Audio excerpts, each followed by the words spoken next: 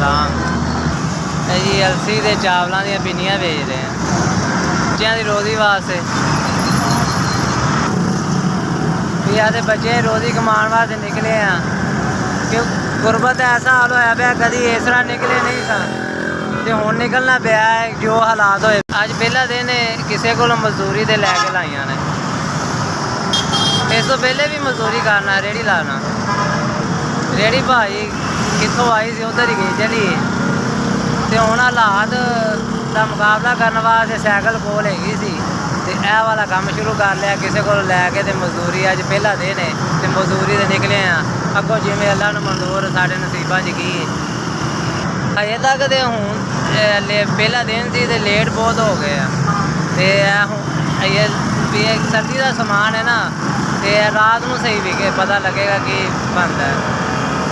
रब की जात का आसरा है किसी अगे हाथ नहीं कर सकता। बच्चे जात वास्ते रोटी कमान निकले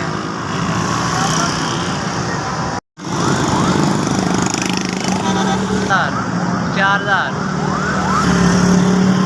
जेडे दोस्तों ने मदद की उन्होंने मैं शुक्रगुजार हाँ। अगे उधार सौदा लैके मैं काम कर रहा था हूँ नगद सौदा लैके आता काम चला ला 4000 रुपया मैंने इन्होंने दिता है। अल्लाह ताला इन्हों के कारोबार जो होर बरकत पावे। अल्लाह ताला इन्हों बार बार आपदा घर वहावे सोहना मदीना वहावे। जिन्होंने लोगों ने भी भेजा है मैं उन्होंने सारे का शुक्रगुजार हाँ। SVS तुसी मेरे तक 4000 पहुँचाया मैं तुहाडा शुक्रगुजार हाँ।